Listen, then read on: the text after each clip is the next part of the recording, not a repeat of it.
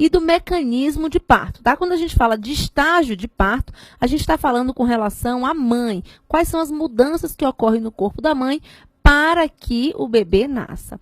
E o que é que acontece? O que é que o bebê faz para nascer? Ele também tem a sua participação. Qual é o mecanismo de parto que é feito pelo bebê? Então, estágio de parto, mãe. Mecanismo de parto, a gente lembra do feto. Quais são os movimentos que o feto faz para poder nascer, tá bom? Então, vamos lá começar com os estágios de parto, com o que é que a mãe faz, o que é que acontece no corpo da mãe. A primeira coisa, pessoal, é a dilatação e o apagamento, tá certo? Então, a dilatação, ela tem 3 fases, então, de 0 a 4 centímetros, de 4 a 8 e de 8 a 10, a terceira fase da dilatação, até a dilatação completa, que é 10. Ocorreu aqui a dilatação completa, 10, até a saída do bebê, vai ser o período expulsivo, tá certo? O terceiro estágio aqui do parto está relacionado com a dequitação da placenta, que é a saída da placenta, tá certo? As bancas de concurso, além de usar o termo dequitação, também usa delivramento, secundamento. E o item 4 aqui no estágio do parto é o período de Greenberg.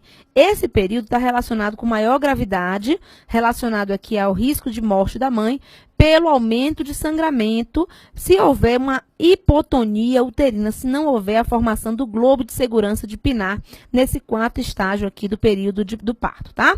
Então, é importantíssimo aqui verificar sinais vitais a cada 15 minutos, acompanhar aqui se está ocorrendo a hipotonia uterina, então, fazer uma monitorização intensiva aqui da mãe. Por outro lado aqui, enquanto a mãe está passando por esses estágios, o bebê está se preparando para nascer. Então, ele vai insinuar, que é descer lá no canal de parto. Ele vai descer ou progredir, fazer essa descida. Depois, ele vai rodar internamente a cabeça, tá certo? Vai fletir, desprender o polo cefálico. Ele vai, depois que desprendeu o polo cefálico, ele vai estender a cabeça, fazer uma rotação externa da cabeça e depois ele vai desprender o ovoide córmico, que envolve aqui os ombros e o tronco, tá? Então, insinuou, desceu, rodou internamente, desprendeu a cabeça, rodou externamente, desprendeu aqui o ombro e o tronco. Então, aqui, insinuou, desceu, rodou internamente, se prepara aqui para desprender o polo cefálico, tá? Então, com relação aqui aos períodos clínicos do parto, ou estágio do parto, que é relacionado à fase da mãe, temos a dilatação e apagamento, o primeiro período, onde vai ser dividido em 3 fases. A latente, de 0 a 4, como eu já falei, ativa, de 4 a 8, e a de transição, de 8 a 10 centímetros. O segundo período é o período expulsivo, que inicia-se quando o colo está totalmente dilatado e termina com o nascimento do bebê. O terceiro período, dequitação, delivramento, secundamento, como você queira, como a banca queira chamar, inicia-se com o nascimento do bebê e termina com a expulsão da placenta. Já caiu em prova. Qual o tempo que você pode esperar de normal para a saída da placenta? 30 minutos, tá? Não esquece disso, que já caiu em prova de concurso. E o quarto período, que é o período de Greenberg, tem início com a expulsão da placenta, ocorrendo ao longo das primeiras 4 horas após esse período, tá? Então, é um período incerto, esse período de Greenberg. E o que a gente espera aqui é a contração intensa do útero, tá certo? Formando globo de segurança de Pinar. E a verificação aqui da presença de hemorragias e a questão aqui dos sinais vitais de forma bem intensa. Vamos lá então, pessoal, fazer uma questão de número 55 da EBSE, da banca OCP. A assistência de enfermagem é importante durante todo o período do parto e pós-parto. Com relação ao quarto período de Greenberg, podemos afirmar que, letra A, denomina-se quarto período do parto ou de Greenberg ao período de pós-parto imediato após a dequitação. Não há na literatura consenso sobre a sua duração exata.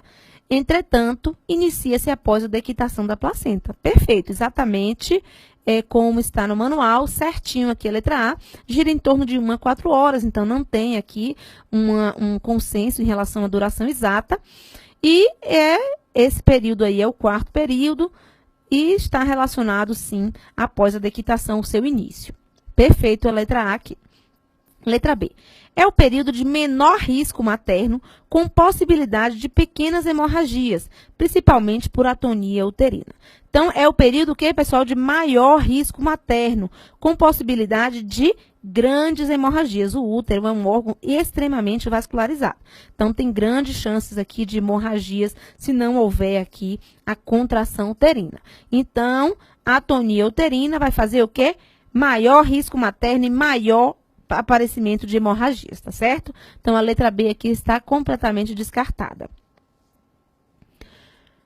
Letra C. Os sinais vitais, especialmente pressão arterial e pulso, devem ser mensurados a cada 4 horas.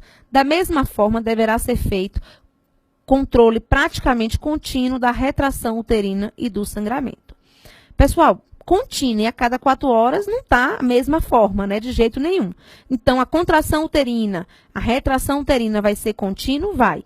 Mas os sinais vitais aqui no manual do Ministério traz para a gente a cada 15 minutos a verificação, tá certo? Principalmente pressão arterial e pulso, porque está relacionado aqui com perdas sanguíneas, está relacionado com choque hipovolêmico, que é o que traz aqui o maior risco para a mulher nesse momento, tá? Então, está errada aqui a letra C. A letra D. Nessa fase, deve-se considerar as seguintes questões.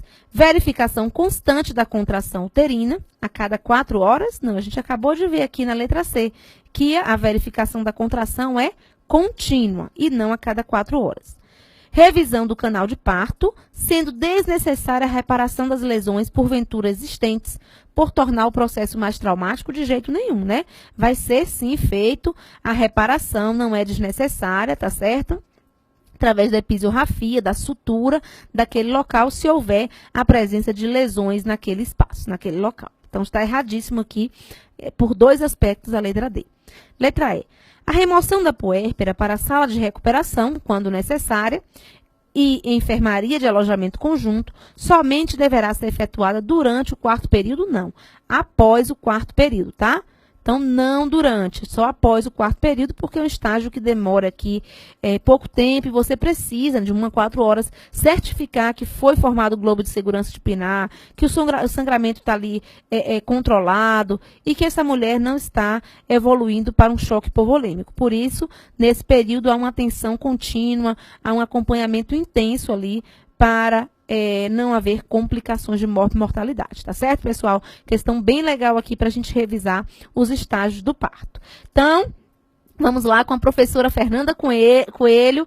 Agora é com você para fazer uma revisão e continuar abordando aí o seu edital da IBFC.